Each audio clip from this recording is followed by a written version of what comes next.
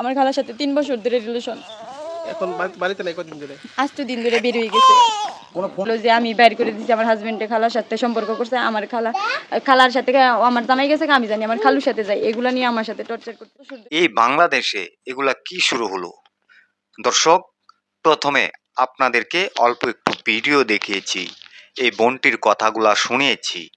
এই বোনটির সম্পূর্ণ কথাগুলা শুনলে আপনারা অবাক হবেন যে তার জামাই তার সাথে কিভাবে প্রতারণা করলেন।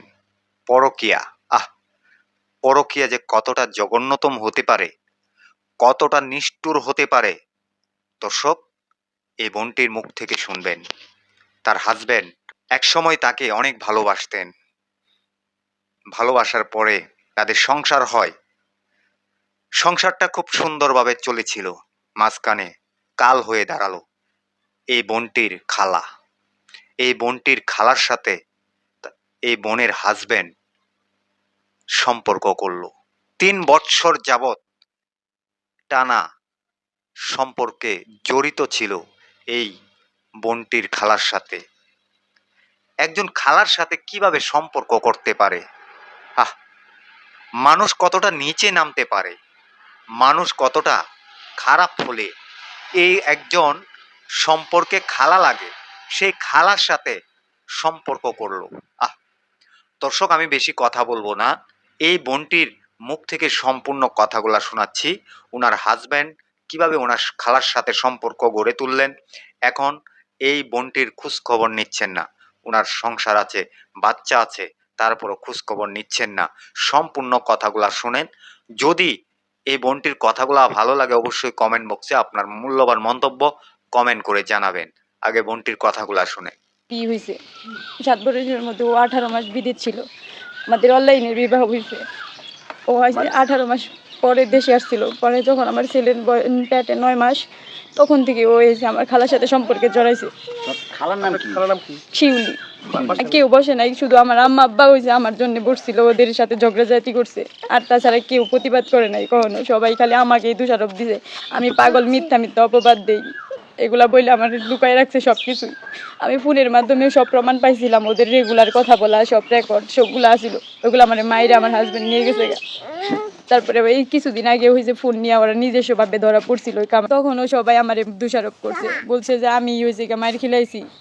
এগুলা বইলা খালি অত্যাচার আমার উপরে নির্যাতিত করছে, আমার এই সব কিছুতে দোষারোপি করছে। আজ পর্যন্ত আমার এই সবাই দোষ দেয় না, কেউ কোনো ব্যবস্থা নেয় নাই, সবাই বলা হয়েছে। আমার একটা ছেলে একটা মেয়ে, মেয়ের বয়স 6 মাস আর ছেলের বয়স 18 বছর। আমার খালার সাথে 3 বছর ধরে রিলেশন। এখন বাড়িতে নাই কতদিন ধরে? আজ তো দিন ধরে বের হয়ে গেছে। তাদের যে ছেলে হারাইছে খোঁজাখুঁজি করতেছে না, আর শুধু বলে আমার এই সব দিক করতে করবো। আমি বলে আমার স্বামীরে বাগাই দিছি, এগুলো নিয়ে আর আমার নির্যাতন করে।